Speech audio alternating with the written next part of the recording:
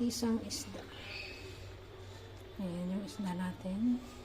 Dahil kinamatisang isda yan, maraming kamatis, may lemon akong ilalagay, maraming sibuyas at saka siling maanghang. Wala akong luya guys, sorry. Ayan, gusto ko ng sabaw kasi malamig yung panahon. Pakulo tayo ng tubig. Ilagay na natin ito para kumulo na siya at lumambot. Ayan. Daming kamatis, sarap, tsaka sibuyas. Pakuluan natin. Siyempre, lagyan natin ng asin.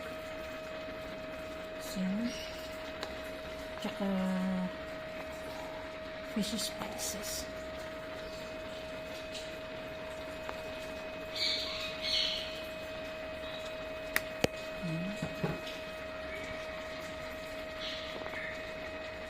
Ayan, takpan muna natin. Gulo siya.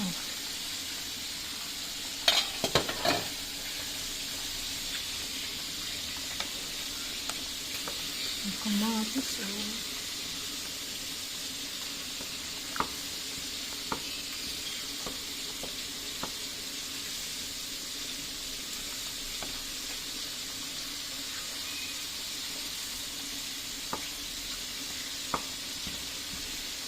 Iba na ng kulay, gawa ng kamatis. Lagyan na natin yung isda. Ito yung isda natin. Lagyan yung lemon. Lagyan yung celery.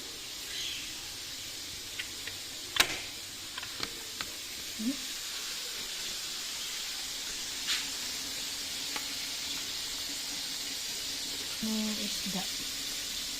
Ayan siya. Lagyan na rin natin itong kamati. Ay, sili. Takpan ulit natin. Lagay ko na rin yung lemon niya para alam. Gosh.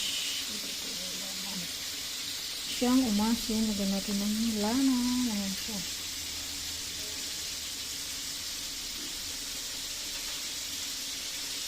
Maasin na maanghang. Sarap.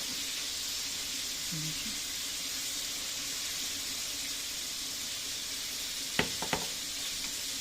Panalit natin.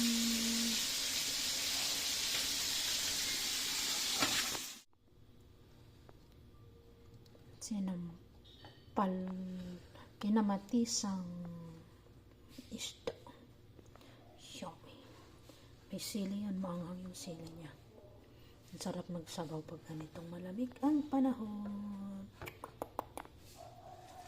Let's eat.